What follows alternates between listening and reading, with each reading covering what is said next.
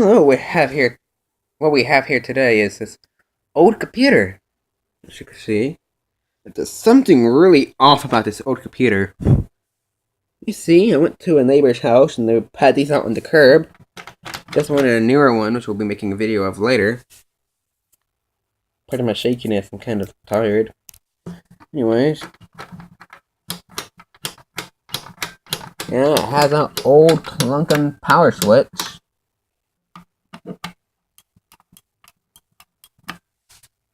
It has a simple red hard drive indicator and a green power indicator. 3 1/4 inch floppy.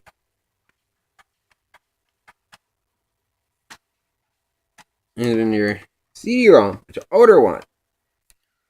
52X. It's just a simple ROM. I don't think it's a recorder of any kind. Let's go to the back. On the back here, you can see we have a really old power supply. Old. We have their PS2 mouse and keyboard.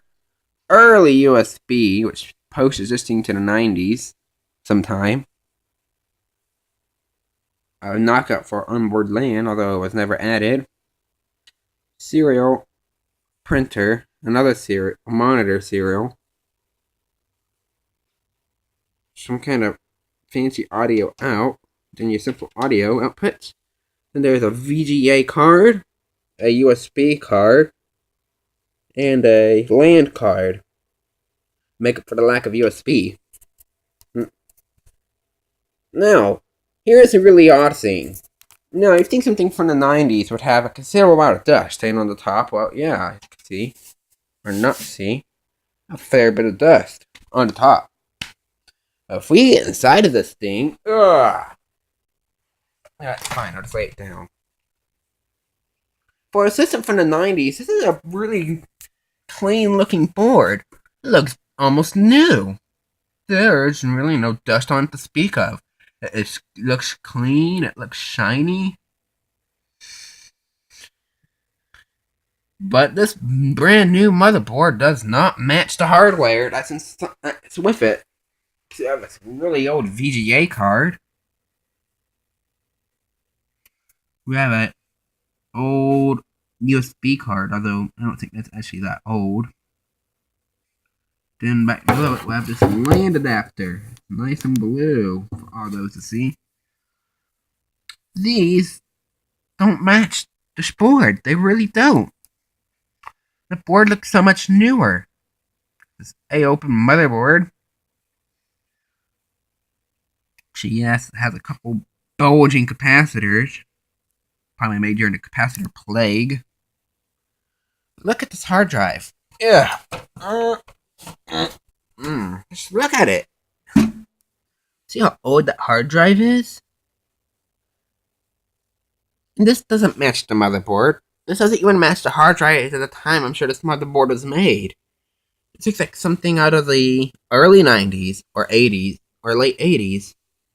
In fact, all this hardware in here looks like it came from the 90s and 80s and it was just slapped onto this motherboard. The motherboard has two 128 meg sticks, so I can have a total up to 1 gig. Or since I have a bunch of 512 megs lying around, I can slap into about 2 gigs. Anyways, and look, let's look into this fan. Tell me what's missing. I can tell you what's missing, but let's look here. Look what's missing. Dust. There's like no dust in the system whatsoever. There's literally no dust in here. With the exception of the stuff that have settled over the years of sitting. It's almost as if maybe the original motherboard died and the power supply went catatonic on it. They replaced the motherboard and they replaced the power supply. And then this gave up. Because there's no dust in here. No dust. With the exception of what little is settled over years of sitting. It's really odd. It really is. Well, I hope you enjoyed the look. But before we go, let's go over the hardware and what would have came with the system. We have a little canned speaker. I have our south bridge. It's a VT8 A2C66. Ugh. Fine, maybe you can just read it. VT82C686B chip. Whatever that was. Right below it, you have a ROM. You have a little device up here. I don't know what it's doing. Maybe audio. You have your north bridge. I don't know what it is. You have your two serial interface chips right there. Some regulation stuff. And an Intel cooler, which covers the Intel processor. What is it? I don't really know. I don't feel like I'm moving the heatsink right now. But it's really odd. There's just no dust in here.